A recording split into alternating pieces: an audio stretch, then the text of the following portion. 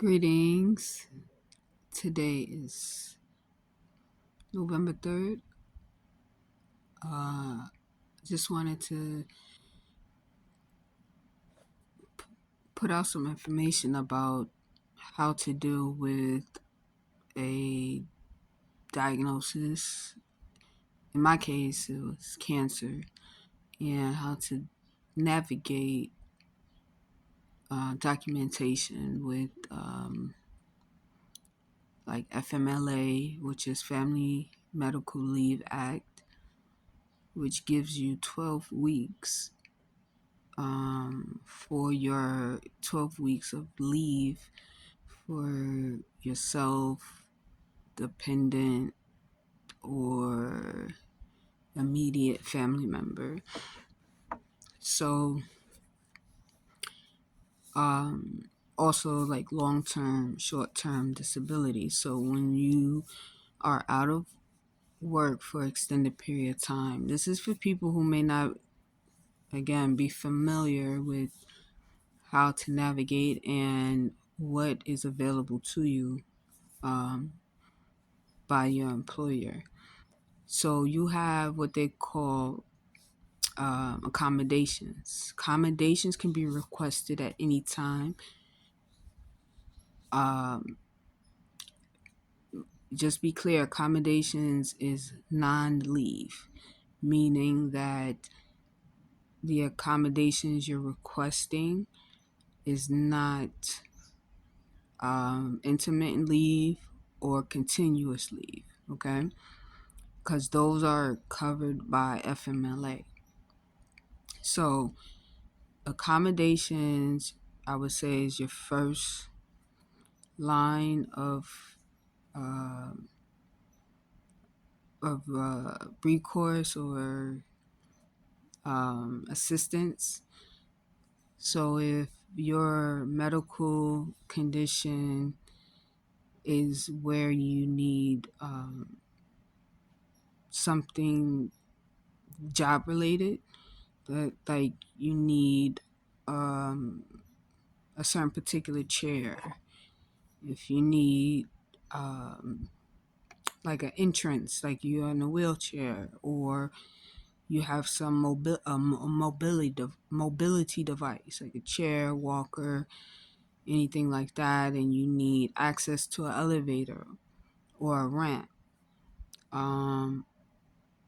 you know, or even maybe finding a position that you can do that you know that may not require, let's say you have a mobility issue where it may require you to do less walking, or maybe an extended break time, or more time to get to your designated work area. Or like, let's say instead of writing by hand, you might need a computer of some sort, you know, or anything, with your vision. You may need like assistive, what they call talk text, like a speech where it can read for you, you know. So these are just things and examples, right? So you do have to go through your HR and request accommodations. And there are going to be questions. It might be some type of form you have to fill out asking you how does accommodation might help, or is it medically necessary. They might ask you probably for what your diagnosis and some type of documentation from your doctor, right? So that's accommodations. That's just for on the job. And that could be requested at the first day you're hired to any period that you're working with the company. And they're gonna say reasonable accommodations, right? That means that it doesn't cost the company um, extra funds or what they would say undue hardship, right? So, um, and if you are denied, you could ask your HR exactly, the reason why, and just work with your employer at that stage for accommodations. Um, Unfortunately, when you're first hired, right, you are not eligible for FMLA because you have not worked a year or the 1,250 hours that's required.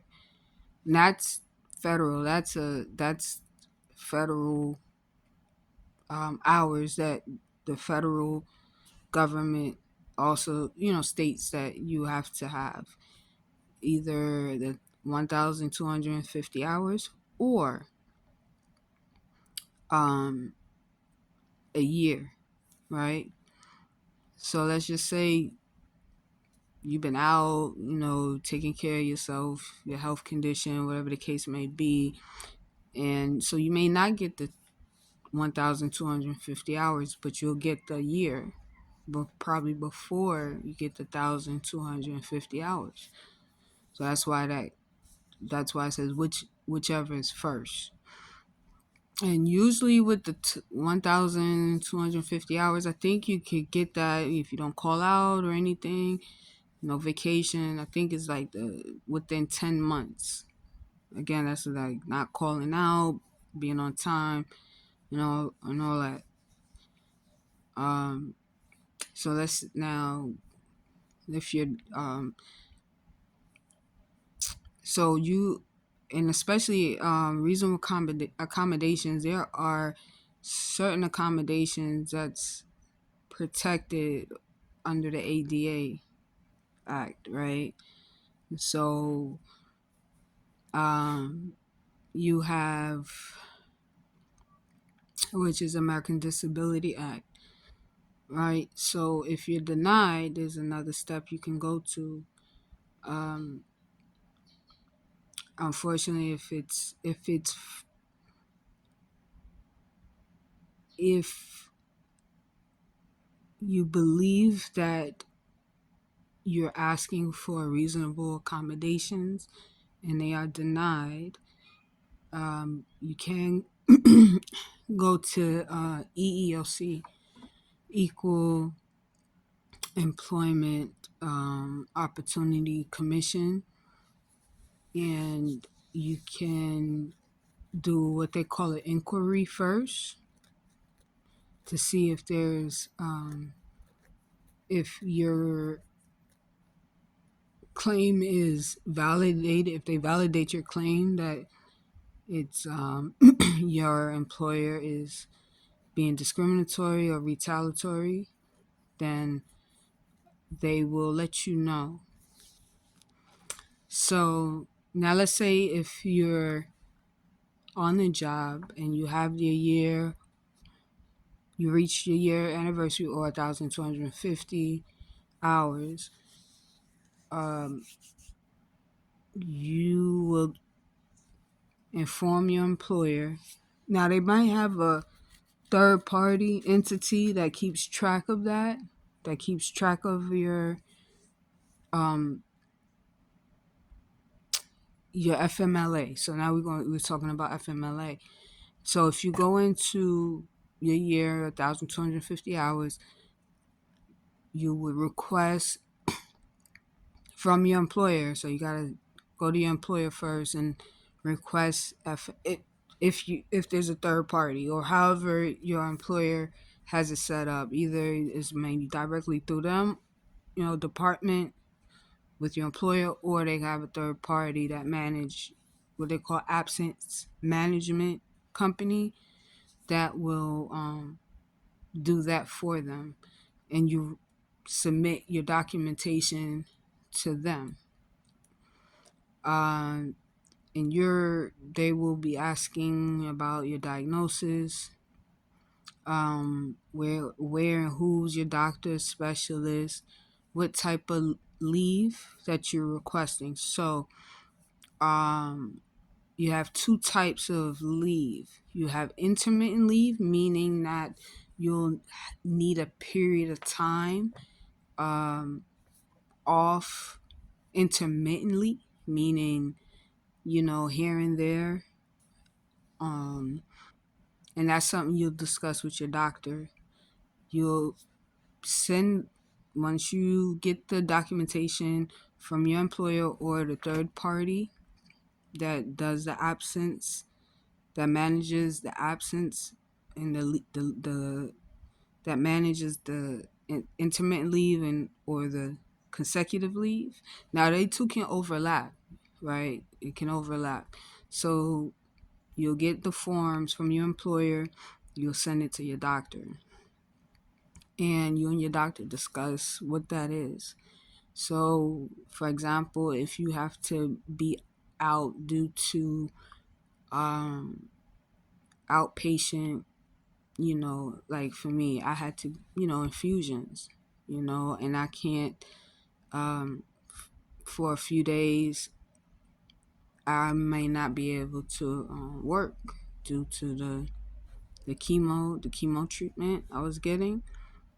So if there's something like that, um,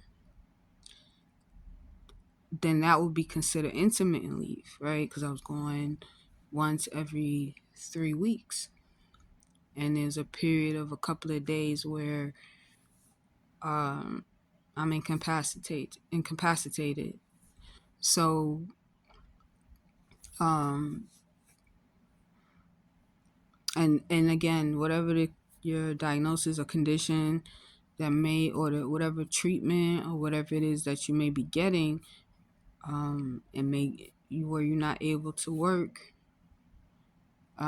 that's what you discuss with your doctor, and what that would look like.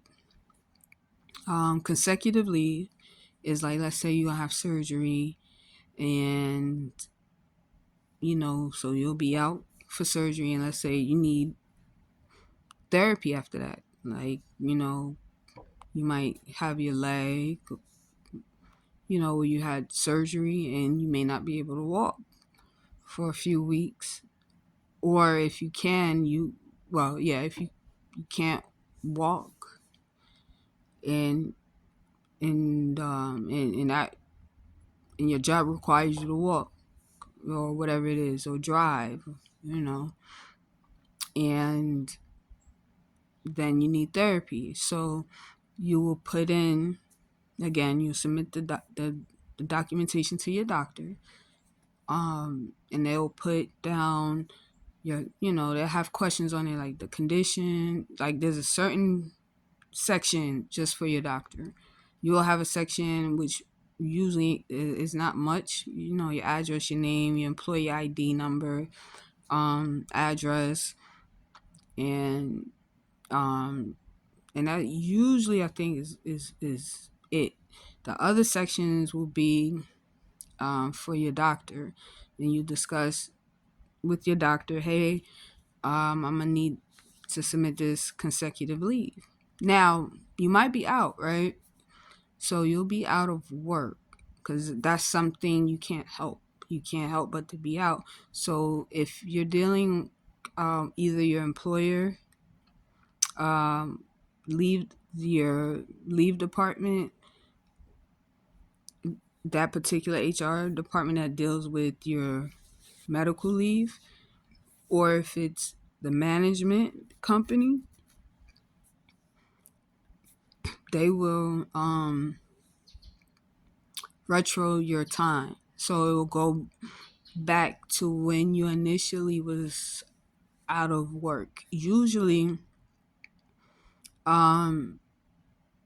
some employers will have it where after 3 days or the third day, then 3 days and beyond, if you're going to be out more than 3 days. So if you're not coming back to work on that third day, they usually require some form of documentation so you won't be held like any, penalize any absenteeism or points or however that is set up. So your doctor will fill out that section saying you'll need consecutive leave, however long that may be. Could be estimated 3 months, 2 weeks, 3 months. Usually it's certified for 6 months at a time. So, and again, that's an estimate, right? You submit based on what you and your doctor talked about on how much time you need to be out.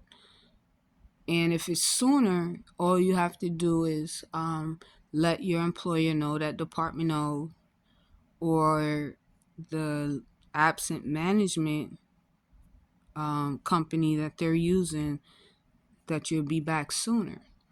Now, if you need longer, then you'll have to probably redo the documentation.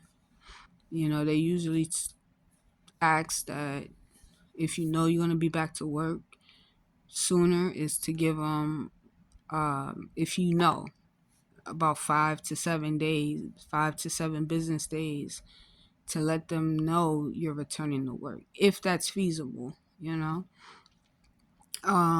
you're going to be out longer, same thing. So if it gets close to the time you're supposed to go back to work, but from, you know, your doctor visits, or if you got to go like your therapist, usually if you're doing any type of therapy, usually you're going to see the specialist, and then you're going to see your regular doctor. But like the specialist, so let's say something wrong with your leg, you're going to, it's broken or whatever, you might have to go to, more than likely, see an orthopedic doctor, and they will be the ones to best to fill out the documentation. Now you can have your primary care physician to do that also, because they're going to go off of what the orthopedic doctor said, so they have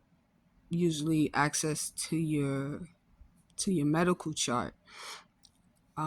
So between your primary care and the specialist you're seeing, you between either one of those doctors can put how long you need to be out, and if when you can return. If you can return sooner, I don't think you really need a well, they probably want you to have something saying you're released and that you can go back to work sooner. Same thing, if you're going to be out longer, you want to keep your employer updated that it's going to be longer.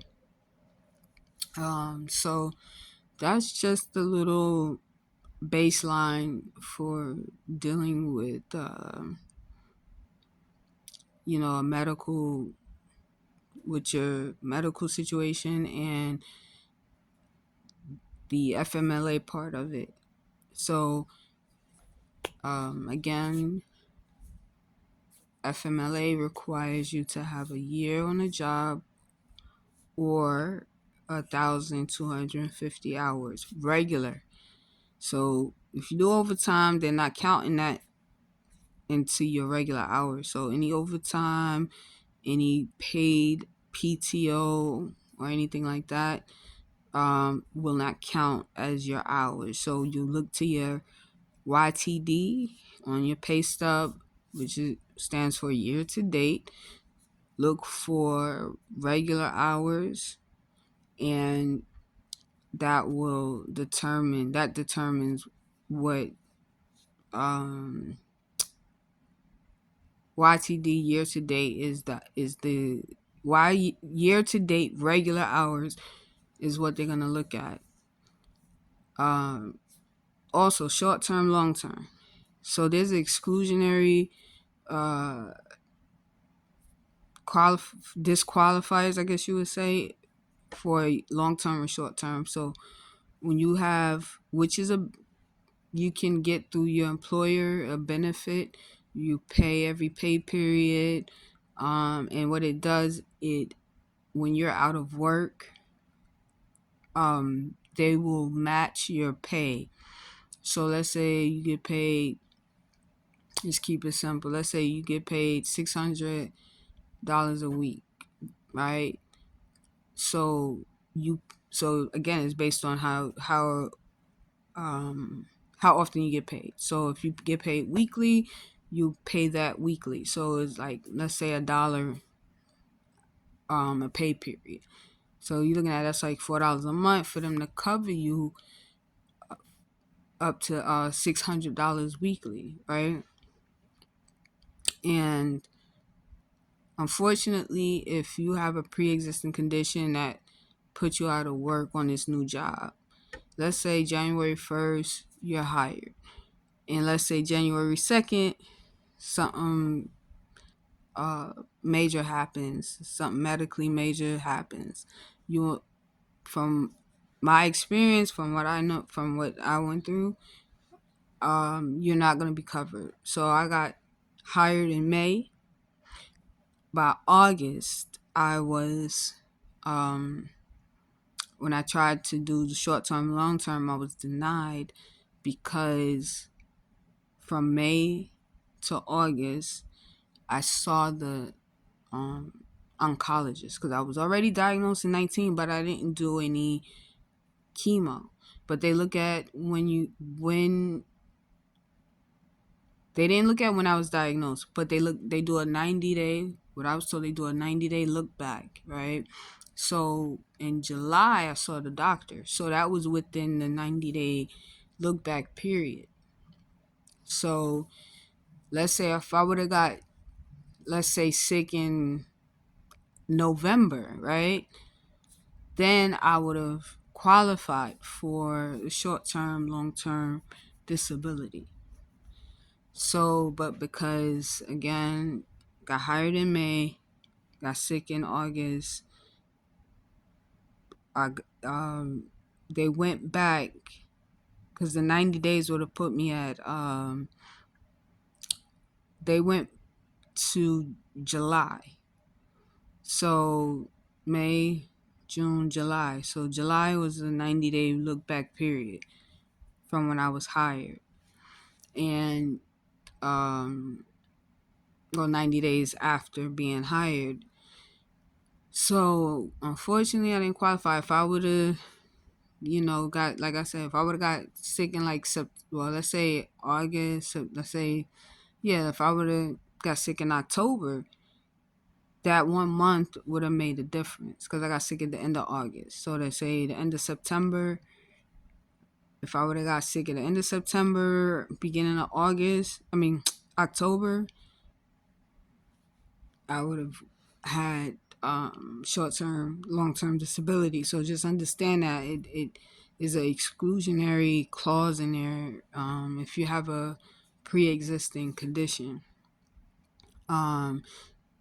So I would say it's one of those things, is better to have it, not need it, and then to need it and not have it. So no one's wanting to, like, I ain't gonna get it because I'm healthy, I'm okay. But you just never know, right? And the cost per pay period for long term and short term is not really, it's not expensive, like $2-3 a pay period. So that helps, when you're not working. Now also it helps supplement, to pay your income, to help you have something coming in while you're not working.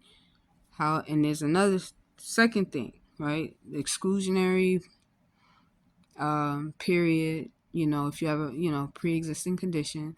Second thing is you have to exhaust all your leave time. So if you have sick, PTO, vacation, you have to exhaust all of that time first. So, um, so those two things. So I was on the job long, so I ain't have any sick or personal time built up. Not that much anyway. We got like what 8 hours, so I only had 25, 30 hours. You know what I'm saying? So that only covered me for like uh not even a whole week. You know what I'm saying?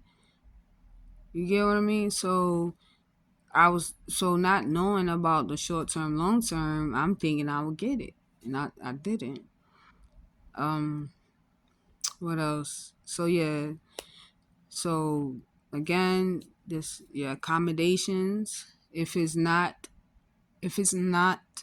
leave related, um they may be more apt to approve your accommodations if it doesn't cause the company undue hardship. For them, it could be that whatever you might need to make your job, um, to accommodate your position, if it doesn't require much overhead or change or anything like that. Certain things they have to, like ADA compliance, like elevator. I mean, unfortunately, if it's your job where it's not feasible, where it is an elevator accessible, you know, um, I don't know, um, like walkways, you know what I'm saying, like ramps, um, you know, so um, again, it's something to talk to your HR department, your management team at your job, um, accommodations, um, and if it's leave, if you're required leave, um, again, you have. So if you're not on the job, so my situation, I was on my job that long. I didn't have the year. I didn't have the 1,250 hours to get FMLA. So again, your recourse or step is accommodations. Again, that don't require leave. Uh, you know, then that's possible for you to um, hopefully get accommodations. And there's something called interim accommodations where they might be able to put you in a position where temporarily until they can get what they need for you. Um, again, if all that fails, and you feel like it's reasonable, you can file an inquiry at the EEOC. Um, Sign up. There's a profile. There's a website. You make a profile. Submit your inquiry. The best is to go in person. So look up the times the EEOC office is open and go in person because they might be backed up and may not have appointments at all. So they have the calendar up for at least 6 months. And the whole 6 months I kept checking, it was none available. And with filing a EEOC, you have about, I want to say,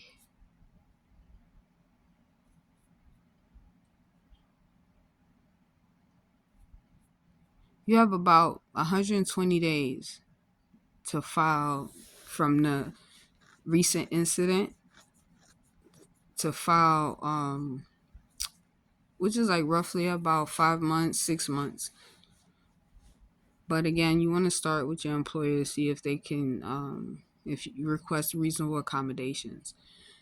And then you again, after you reach your year or 1,250 regular hours, you can submit for FMLA. You go to your doctor, you submit those forms to the doctor, and if wherever your medical facility is or whatever,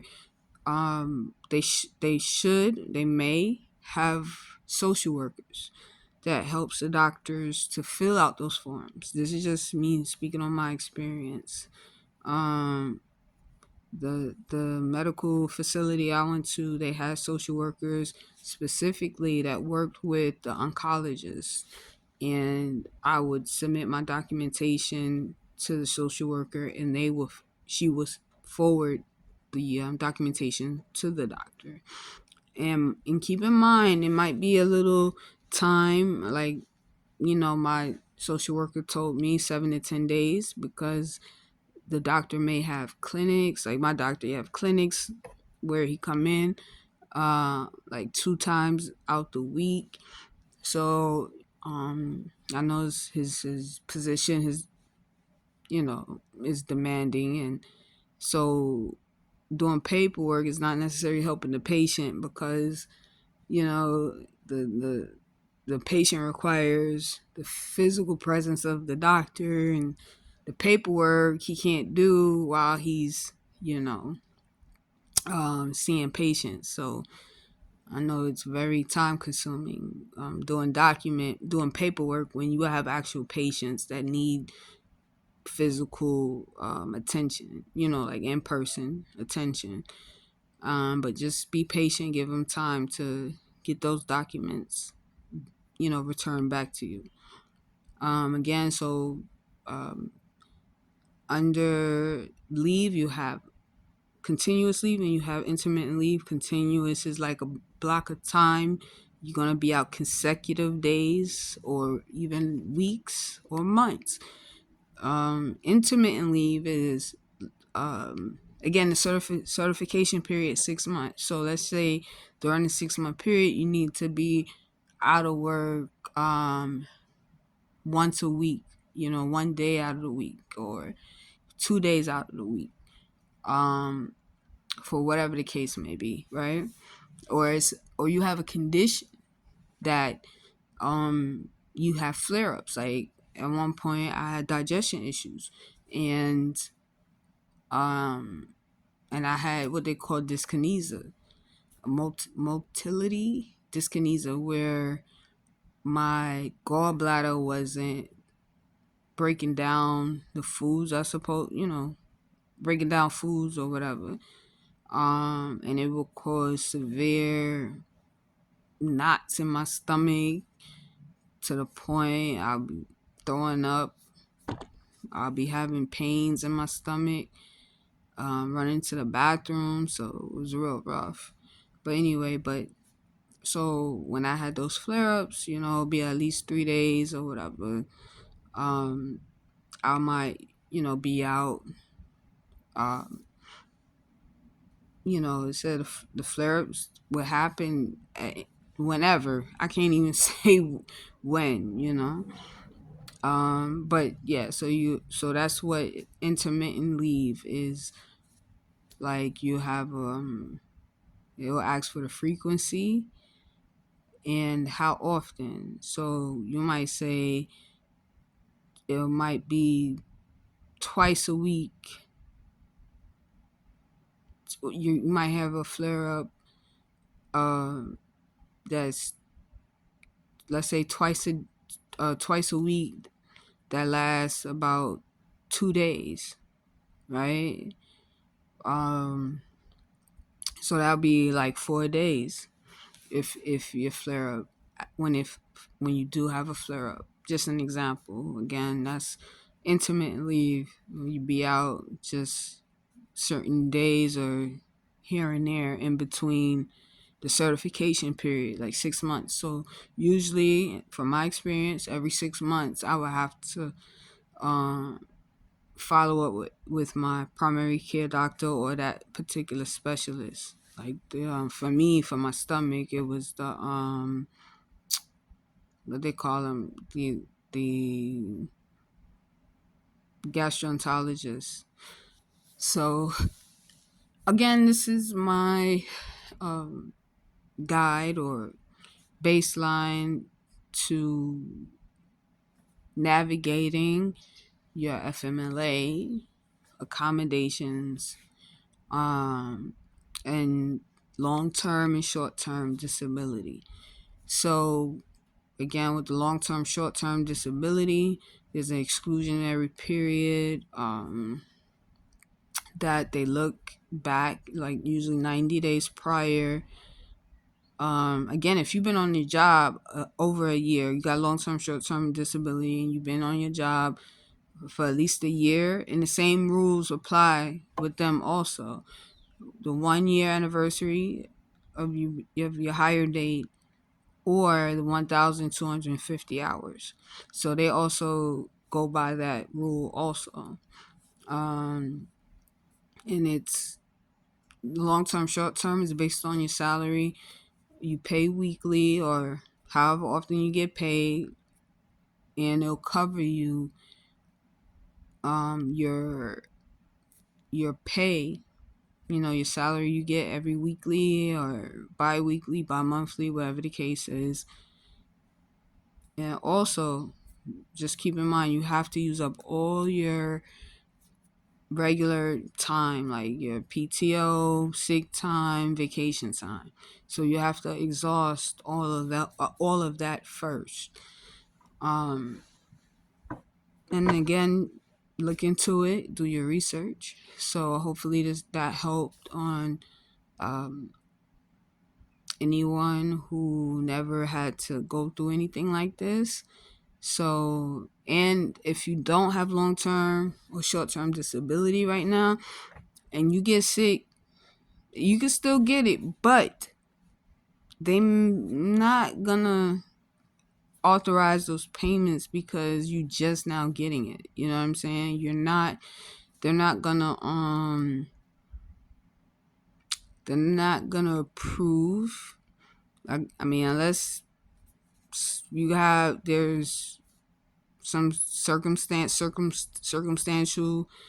or what's the word? Extenuating circumstance that they might give it to you, but generally they don't approve the short term, long term, unless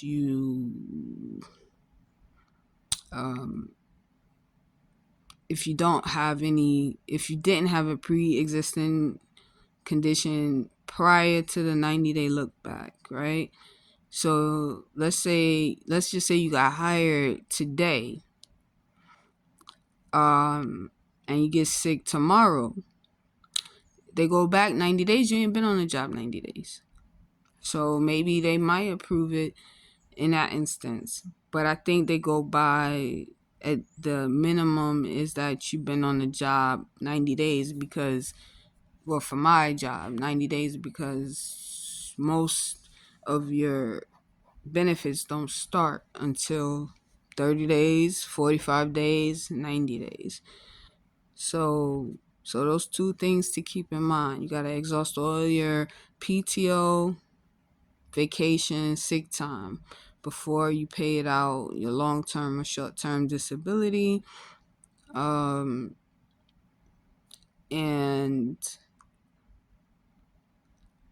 I think you have, like I said, if you have a pre-existing condition, that also plays in a part if they approve your long-term, short-term disability. So I hope that if you had some questions or didn't know, hopefully that this information helped. Again, accommodations, as long as it's non-leave related, then you're fine. So if there's any other questions or anything, and there's, you know, like I said, you can Google this information. You know what I'm saying? You can look at your benefits department and ask questions, and that's where you go to. Go to your benefit. Usually it's the HR benefit part of your company, and ask them.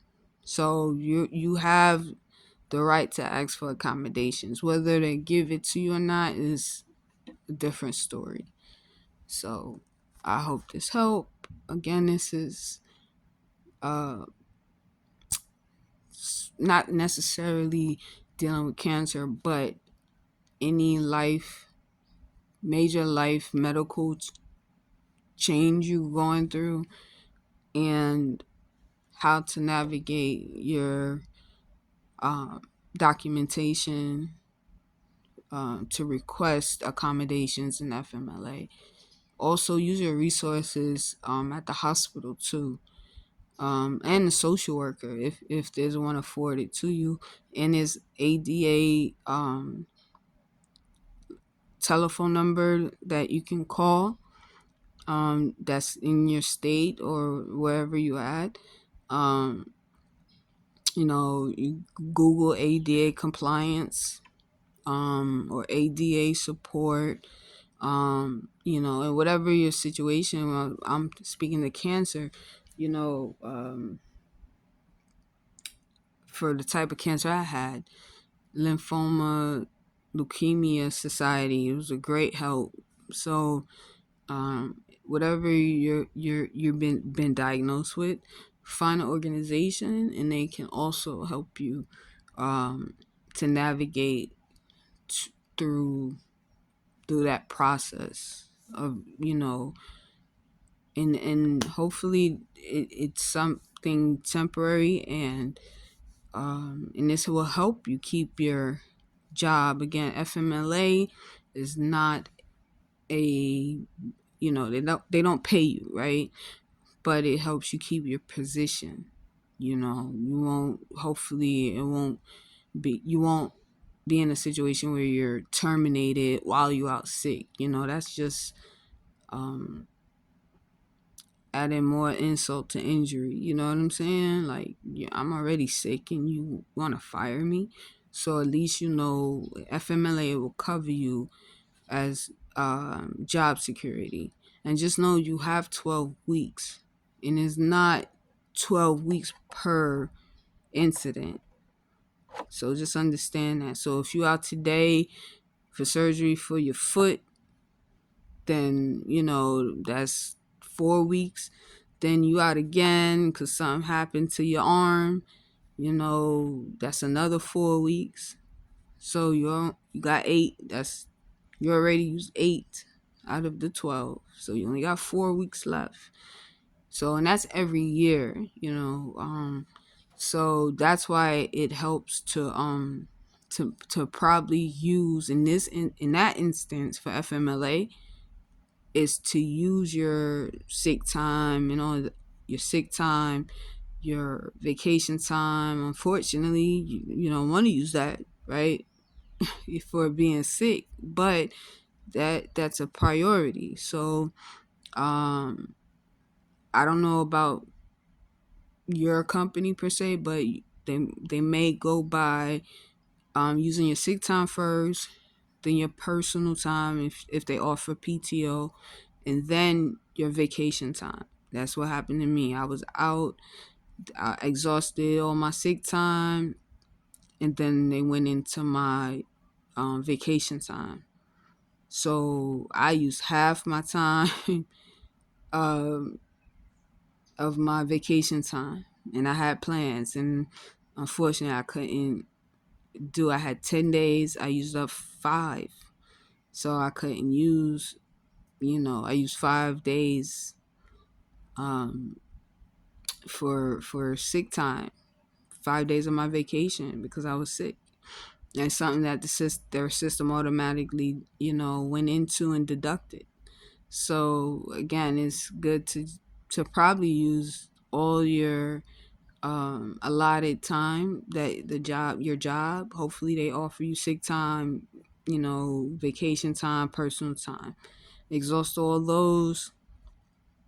That way you can um extend your recovery. You get what I'm saying? You have more time to recover, and also maybe you can spare some of your FMLA time just in case if something else happens.